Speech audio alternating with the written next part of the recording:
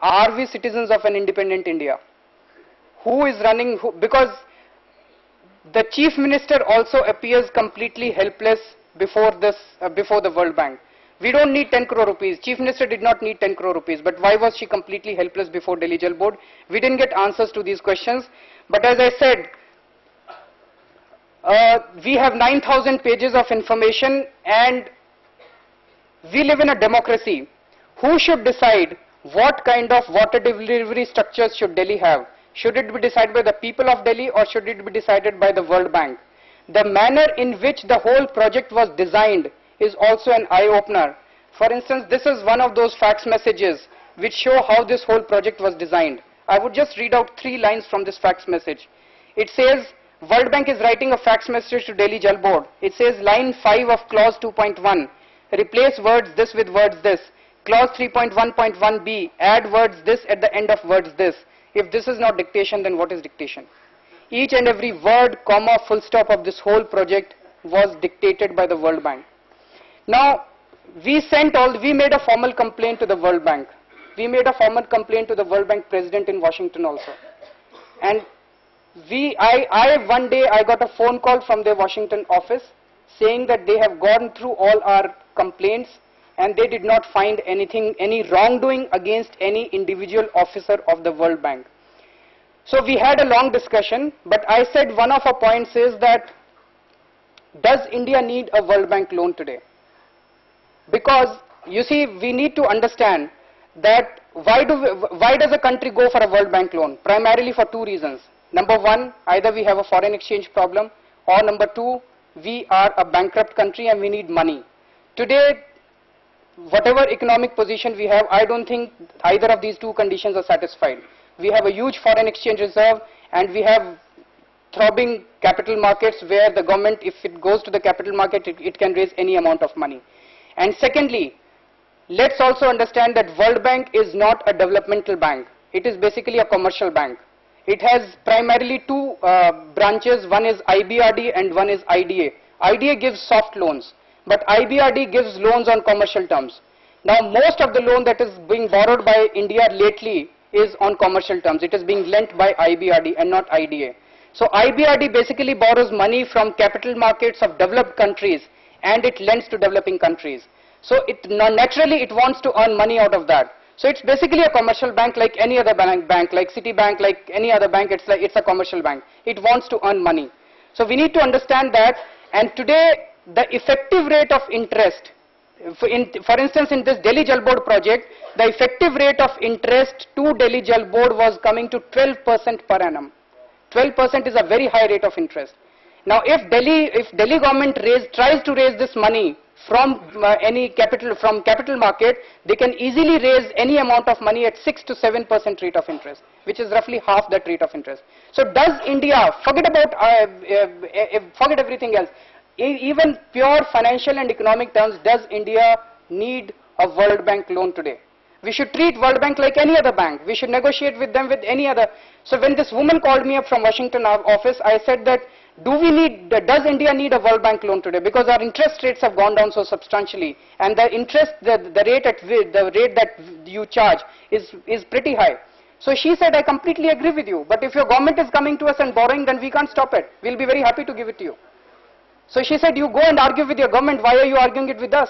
And that's where we realize that we don't need to fight with the World Bank. We have to fight with our own governments. That why are they going to the World Bank and begging before them?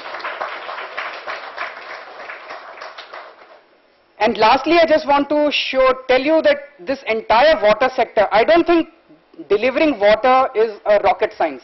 It's a pretty simple thing. It's a very simple logic. For instance, I'll just place certain statistics before you of Delhi's water situation. These are all statistics which have been given by the World Bank consultants, and there is something seriously wrong with these statistics. Because Delhi, Privatisation Coopers, which did the entire study, they say that the total water production in Delhi is about 680 million gallons per day. Now, if you divide this 680 million gallons per day by the total population of Delhi, which is about 1.5 crores, you get about 230 liters per capita per day of water availability. Now 230 liters of per capita per day means 11 buckets of water per citizen per day, whether rich or poor, which is a very high water availability by any international standards. I mean, I don't think there are too many countries in the world who have this kind of water availability. Now, if the 11 buckets of water is available for every citizen, where is this water going? This water is not reaching our taps. So they say that there is 50% of leakage. If there is 50% of leakage, still there is 110 liters of water per capita per day available. That is 5 buckets of water for every citizen. Even this water is not reaching our taps. So where is this water going? It's a mystery. Now, if there is 50% of leakage, this means that roughly about 340 million gallons of water per day is coming on the streets of Delhi. If you allow this water to come on streets of Delhi for a few days, there will be flood in Delhi. So there is something seriously wrong with this leakage figure also. There cannot be so much of leakage. So when we said this to them, they said, no, it's the underground pipelines which are leaking. So we said, if it is underground pipelines which are leaking, the water table should rise in Delhi. But that is also not happening.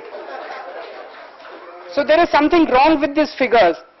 So therefore, in order to find what the correct thing was, we filed a right to information application in Delhi Jal Board. We said that please tell us, Delhi does not have its own water production, it gets all its water from outside. So we said, please tell us, there are 6 water inputs, there are 6 points from which water enters Delhi. At each water input, please tell us what is the bulk water meter reading for the last 1 month, daily bulk water meter reading. Next, please tell us, once this water enters Delhi, it goes to the water treatment plant. So please tell us what is the bulk water meter reading at the input and output of this water treatment plant. So they said that they don't have any bulk water meters at the input of Delhi. So if they don't have any bulk water meters at the input of Delhi, how do they know how much water enters Delhi every day? So we said, please tell us how much is the bulk water meter reading for input and output of the water treatment plants. They said the bulk water meters of these plants are not working for the last 5 years. So no one knows how much water actually enters. This is all in writing with us. No one knows how much water enters Delhi every day. No one knows how much water goes to the water treatment plant. And no one knows how much water is treated by these water treatment plants. So we said that post-water downstream, after water treatment plants, please tell us where all do you have bulk water meters in Delhi and give us their bulk water meter readings for the last 1 month. They said after that they don't have any bulk water meter in Delhi. So no one knows how much water is distributed in which part of Delhi. So we had a meeting with the chairperson of Delhi Jal Board, and we asked him, we said कि कहीं ऐसा तो नहीं कुछ गलती है इन figures में कि किसी junior clerk ने, are all these things correct that you don't have any bulk waters at the entrance? You don't. He says yes, this is correct. So we said, then how do you give out in the media that Mehrauli zone has 13 liters per capita per day and this NDMC zone has this much? How do you calculate these figures? How do you give it out to the media? He says, वो pump चलाते हैं, 1 घंटा pump चल जाता है तो इतना पानी चला ही गया होगा, we assume. So this is not engineering. वो धर्मशाला चला रहे हैं कि दिल्ली जल बोर्ड चला रहे हैं? So all that I'm trying to say, so we just requested, I said, one simple thing that you need to do is to put proper bulk water meters at different parts of your distribution system. And one bulk water meter costs you roughly 40,000 rupees. It's not even a huge expenditure. So put 6 bulk water meters at the entrance of Delhi, put bulk water meters at the water treatment plants, and for every zone, there are 21 water zones. At the input and output of every zone, if you put bulk water meters, you would know how much water did I give to which executive engineer today. And therefore, but they have not done it in the last 3 years. I think after 2 years again, they will start the bogey of that they want to privatize Delhi's water supplies because Delhi's water supplies.